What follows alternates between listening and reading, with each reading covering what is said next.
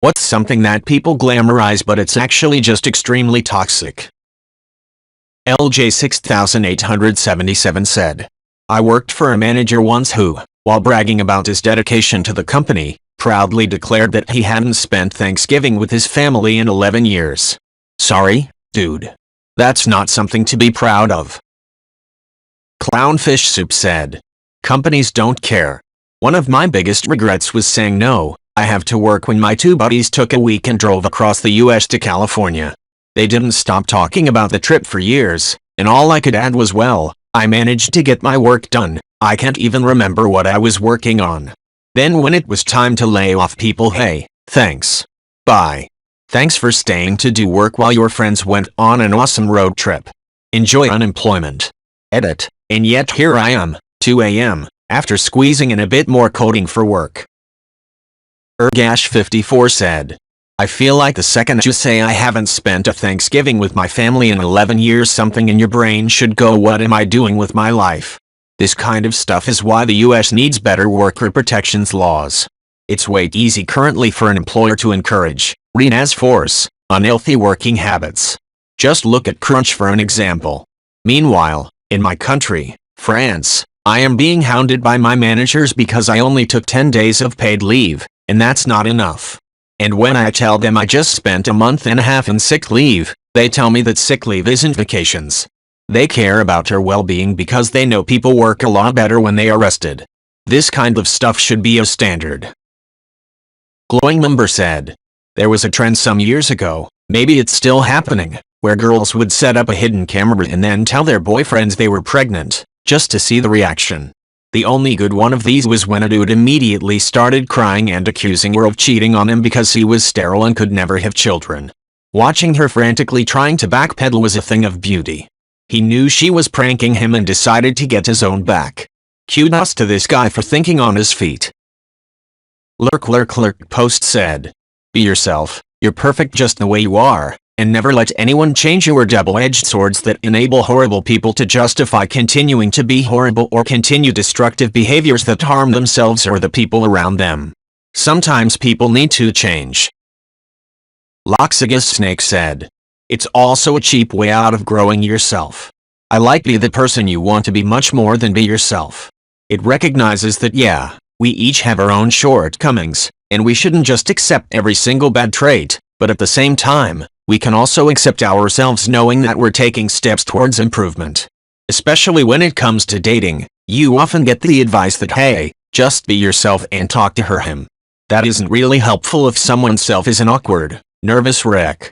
I think that telling someone to just accept who they are and their feelings in the moment is far better advice, because it recognizes the problem, and the fact that it's natural to be a bit on edge in that situation. Ledifan said, oh my god, yes. I've been sleep deprived for the past 2 weeks despite my best efforts, and honestly I cannot imagine bragging about that. I now have the attention span of a. I have no attention span at all. I can't focus. My head hurts. No matter what I do, it's like I have no brain doing it. Even watching stuff is too complicated most of the time. I've been complaining to my friend about it, and he's been complaining with me. There's no version of the world in which I would be like, yes, it's so cool. SCPLSD said, it's a control thing. I have insomnia and sleeping is an issue. I had overbearing parents until I moved out. They told me where to be, when to be there, and gave me a hard bedtime, whether I was tired or not, etc. Until I moved out. They meant well. I moved out and the sleeping issue only got worse. Being fully in control of myself, finally, only meant I was more reluctant to go to sleep now that I had control. Because when I went to sleep was the only control I had for such a long time. And in stressful situations, it was a center for me. I can't control the rest of my life, but I can control when I go to sleep. So I just won't sleep. Because that's my choice. I'm 26 now and I still hate even napping. Fiddle Rinthiclp said, very true. Although, I would like to add that we shouldn't just blame Hollywood. A lot of media is responsible for keeping terrible ideas and values alive. Though, they are usually just reflecting culture, not creating it. The fact that stalker narratives have been celebrated in media is because those narratives were celebrated in reality. In our culture, Women were objects to be won, a goal to be reached, a means of self-discovery, and a tool for self-aggrandizement. A woman was not treated as a person with her own thoughts, desires, beliefs, and interior world, and that didn't change until recently, and is still the case for some holdouts. Media is slow to adapt. Stalking an object, a being without agency, or an idea isn't offensive. Alchino said. This. I was on a Discord server during quarantine where amongst many other great people I got to know this guy who took an interest in me. I didn't take an interest in him though, so I turned him down. At that time I didn't know yet that before we started talking he started being really interested in another girl who turned him down as well. After I turned him down, dude started getting obsessed over her again, tried wooing her all the time even though she explicitly told him she doesn't want to have any contact with him several times and blocked him on every form of social media. The cherry on top was when several months later he randomly sent flowers to her house on another continent without her even knowing he has her address. She told us and someone gave him so much shit for that and he just wouldn't see how wrong and creepy that was. That was just a fraction of the shit he did BTW, but let's just say I'm pretty glad I didn't start a relationship with him. Real life is not a movie, people. When someone tells you to leave them alone, leave them the frick alone. Edit. Dude is 27 BTW. I'm 19. The other girl is 20. Trigold said. The desperate stupid gesture is a big part of this. Show up and disrupt a wedding. Stand outside their window blaring music. Approaching them in an inopportune moment to declare your love, like in the middle of a meeting or speech or other very public event. This is pushed as the way to win her over. They literally glamorize stalking behavior as romantic. Confession time. In my youth I bought into the you can win them over and had many an awkward friend zone experience. It was not fun for them or myself. I stayed friends with them for the sole reason that I bought the your friend will come around thing from the movies. I got better though. She and Alex said. I detest toxic positivity and passive-aggressive positivity where it's more or less just for clicks and viewed. Especially when it's coupled with mood boards or articles for aesthetic purposes like self-care 3 just take care of yourself and it'll go away. Or just keep thinking positive and go out. Do a hobby and your worries will be gone. There's so much more to helping people change their outlook on life. If just thinking positive or having good energy was enough, there would not be any sadness or mental health crisis. Pandemonium91 said. Similarly, saying that everyone is beautiful and claiming that someone is a warrior for getting through something. I understand the sentiment and intent behind it, but it's okay to not be beautiful. You don't have to see your stretch marks as tiger stripes, or scars as battle scars, or the likes. You don't have to be beautiful all the time. It's okay to be average. It's okay to try your best without having to label yourself as a warrior. Sometimes it's condescending to tell someone who objectively doesn't fit beauty trends that they're beautiful and shouldn't listen to what others say. It's difficult to express, but it comes across as an attempt to pretend someone's flaws aren't there. That being said, it's fine if anyone wants to identify with these labels. Just not as fine if they want to push them on others who might not be okay with them. Ada, maybe to express it better, it's okay to have imperfections without reframing them as beautiful. Sometimes, imperfections are just something you live with, they don't need to be turned into something inspirational to be accepted. False Guest said. What's wild to me is that most of the work done is produced by graduate students. Even if a professor is first author, it's more likely than not that graduate students collected, cleaned, and analyzed the data, did the literature review, and wrote large sections if not the entire paper. Yet, graduate students get paid a fraction of what the professors do and a fraction of the recognition. It's really surprising to me how many faculty members don't do any work of their own, which makes me wonder how out of date their knowledge is. For example, R is becoming more popular for analyzing stats, but many older professors have no clue how to use R and haven't used SPSS themselves in many years.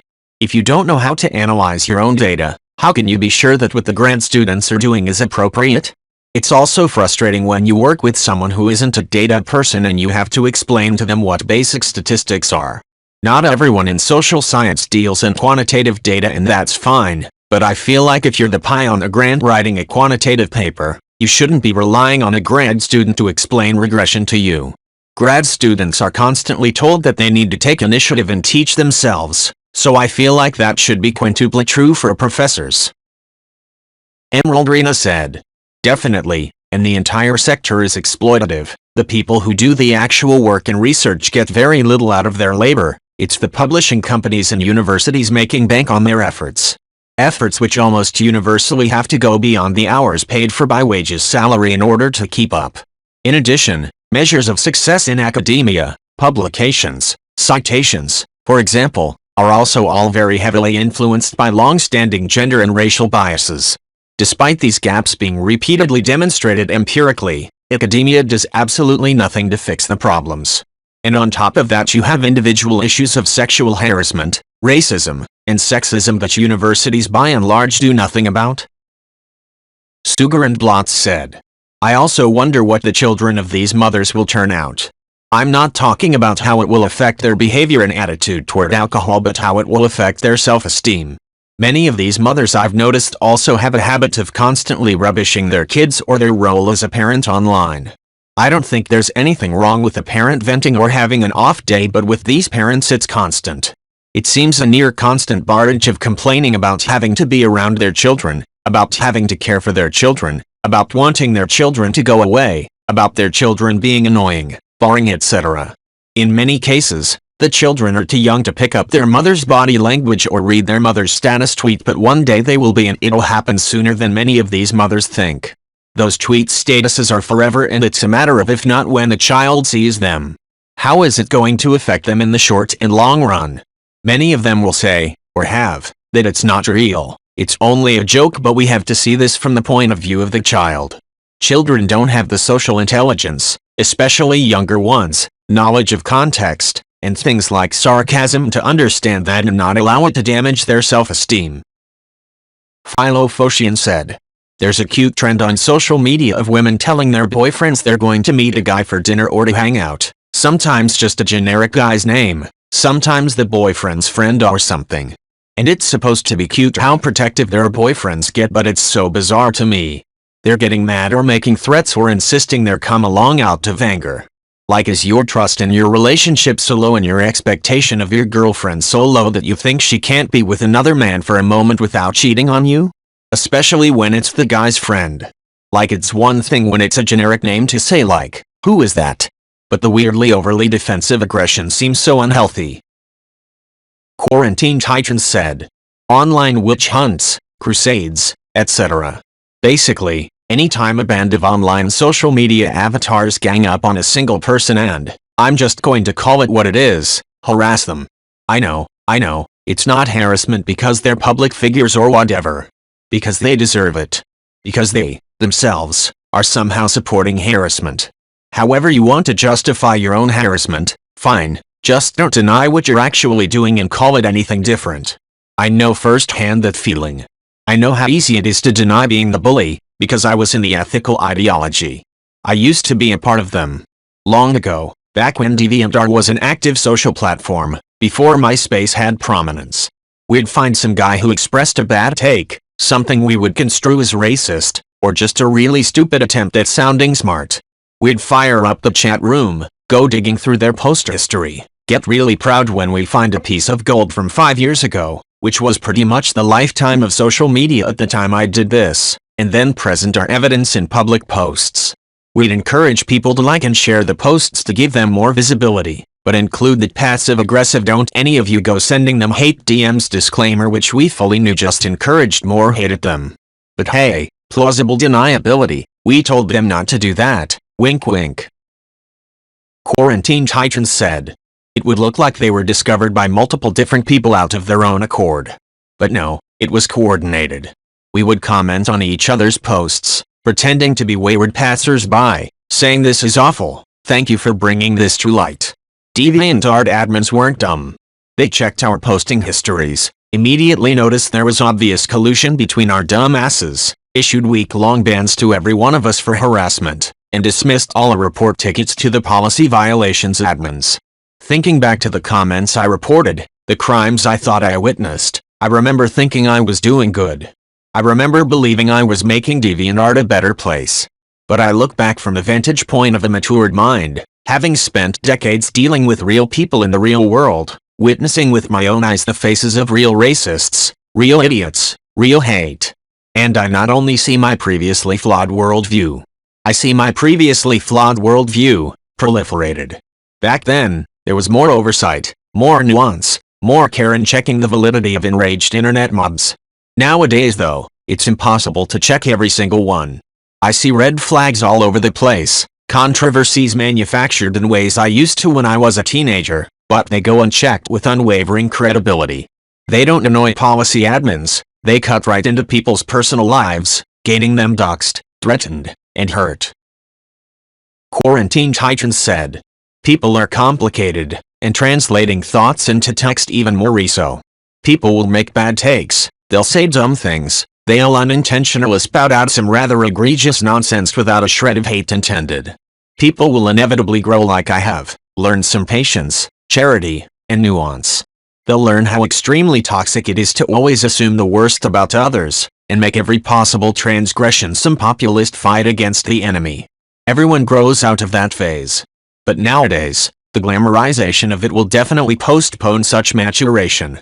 Because I'll be arsed if it doesn't net these precious retweets." Gressmill said, "I really appreciate the insights in your comment. For a while I was addicted to internet outrage too. It's an easy trap to fall into, especially these days when it seems like every day, sometimes every few hours, there's a new controversy of some kind. And thanks mostly to Twitter you feel like you have to choose sides and express your hot take on said topic immediately. There's no time or room for nuance or thought or discourse. No room for actual dialogue, empathy or growth. Just gotcha nonsense that provides a 20-second hit of righteous indignation and dopamine." Thatangulai23 said, "Do you mean people who genuinely have those disorders, or the people who don't and pretend they do for clout and sympathy? I remember back when Deviantart was as popular as Twitter, you'd see so many quirky characters with ditter schizophrenia. Always happy, getting away with odd behavior, being clumsy, etc. Meanwhile real people with those disorders are suffering every day, sometimes without even realizing. Fun, fun, fun." 12SS93 said, "I know I'll get a lot of hate comments for this answer but here goes. Staying positive always. Becoming irreplaceable at a job. Social media influencers, especially the ones with no useful content. Makeup, the non-organic chemical ones especially, people who use it to look glamorous obviously have no clue how much lead, arsenic and cadmium is getting into their body. Diet trends without understanding what an individual's body needs. Crash diet, then binge eat, then the toxic cycle continues. Be yourself, do you kind of obnoxiously toxic quotes. People who are toxic never get a chance to change for better with these kind of quotes floating the internet." Right on this said, "The medical industry. The U.S. healthcare system contributes significantly to countrywide air and water pollution, and hence, to pollution-related health damages. U.S. healthcare activities were responsible for 9% to 10% of national greenhouse gas, GHG, emissions in 2013. We projected that annual greenhouse gas emissions associated with healthcare in the United States would cause, annually, 123,000 to 381,000 disability-adjusted life years in future health damages. Furthermore, non-GHG, healthcare-associated emissions, contribute to acid rain, 12% of the national total, photochemical smog, 10%, and respiratory disease, 9%. Public health damages from exposure to non-GHG emissions were subsequently estimated at 405,000 disability-adjusted life years, dailies, annually. https://www.ncbi.nlm.gov/pmc/articles/pmc59222190/ Crackwhack235 said, "I get what you are saying, but a lot of body positivity is directed towards making the person comfortable with who they are. In the sense of having a healthy attitude towards your body. You can respect and not hate your body while also trying to bring changes to it. Plus a lot of the body positivity movement stems from the movement against the fashion industry. If I am obese right now, it doesn't mean I have to be miserable about how I look every second of every day or I can't wear what I want. The journey towards weight loss isn't easy or short. Being mocked for how you look and people's unnecessary judgment and advice are in no way helpful. So I get it. But also it's super annoying to continuously detract from the message of the movement by saying, hey, you are encouraging people to be unhealthy. Kiwi Ryan said. Another one, weddings, I have nothing against them as I am married myself, but the wedding industry is so aimed towards women. Women buy like on my special day etc, it's her speculed a blah blah, but what about him? Isn't it also his day? Women should stop going on about it as my day and call it her day. Another point to it is, wedding dresses. It's absolutely mind-blowing that women spend shit tons of money on a dress they wear for just one day, and usually they spend more money on that one-day dress than on the actual wedding ring, which is supposed to be worn until the end of your days. Just comparing this is mind-boggling. Lovely Lioness 36 said. Mine is oddly specific. Recently in social media, specifically TikTok, there has been an uptick in people talking about having ADHD and making videos about symptoms to look for, and a lot of people doing reaction videos saying they think they have ADHD. I actually have no problem with any of this. The thing people are now glamorizing and is actually extremely toxic is the call-out culture that forms around trends like this. People eventually come out of the woodwork saying that now everybody thinks they have ADHD and it is bullshit and ruining everything and hurting people and blah blah blah. I didn't get diagnosed with ADHD until I was in my 30s. I didn't know how far-reaching ADHD symptoms were. I thought it was only something kids had. I struggled my whole life and thought I was lazy and stupid. I felt like I would be trying twice as hard as people and never could catch up. I don't care if 10,000 people think they have ADHD and don't. If a TikTok trend is the difference between one person seeking help and getting diagnosed and healing from their lifetime of suffering, then I'm all for the trend. People getting mad about it are stigmatizing it, and it will stop people from seek help when they actually need it. It isn't cool, or woke, or kind to scare people away from seeking help if they need it. Alchino said. Beachbody and Peloton workout videos. The high-intensity anthem music, the loud instructors barking "you got this." It feels like a nightclub at the end of the night. They switch the lights on and there's tension in the air because everyone is trying to leave. Meanwhile, you glance down at your sweaty self and don't feel as good about yourself as when you walked in. I feel like I'm the only person bothered by the loudness of workout videos. I mean, Richard Simmons was loud, but Beachbody and Peloton instructors are so high-octane. I can't imagine it's good for your psyche. Jimmy Carey 16 said. I'm seeing a lot of people on here saying things like self-care at the expense of others, and it's majorly triggering me. Self-care is in a lot of ways selfish. That's the whole point. To take care of yourself. And we should be able to do it guilt-free.